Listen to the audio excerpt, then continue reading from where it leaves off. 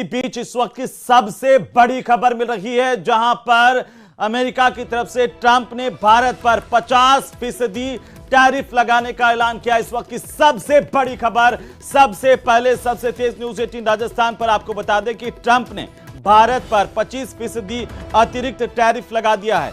President Trump ने एक आदेश पर इसे लेकर हस्ताक्षर किए हैं। हालांकि लगातार पिछले दिनों से उनके बयानों को लेकर के भी चर्चा हो रही थी, विवाद भी चल रहा था। भारत की ओर से अमेरिका को मुंह तोड़ जवाब भी दिया गया, लेकिन ट्रंप की तरफ से इस वक्त ये बड़ा ऐलान किया गया। कुल मिलाकर के भारत पर 50% टैरिफ लगाने का ऐलान ट्रंप की तरफ से किया गया है।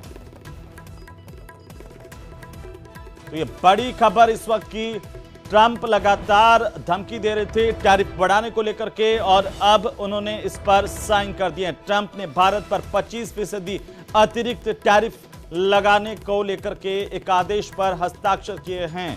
ये बड़ी जानकारी है। रूस से लगातार तेल खरीदने के चलते अमेरिका कह रहा है कि ये टैरिफ बढ़ाया गया है। ये बड़ी जानकारी इस वक्त की सबसे बड़ी खबर है।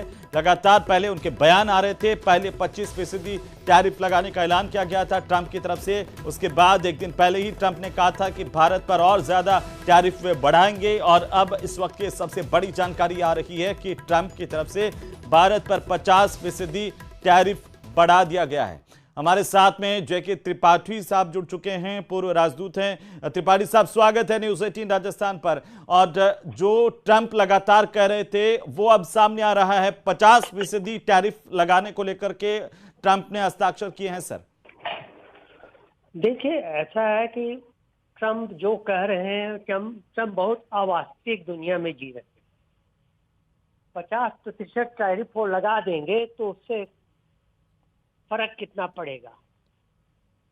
देखिए, भारत और अमेरिका के बीच में जो व्यापार होता है वो तकरीबन 120 बिलियन डॉलर का है, जिसमें से भारत अमेरिका को करीब 75 बिलियन डॉलर देता है, और बाकी 45 बिलियन डॉलर जो है वो अमेरिका से भारत आता है। तो मतलब कि 40 बिलियन डॉलर के करीब भारत का फायदा है।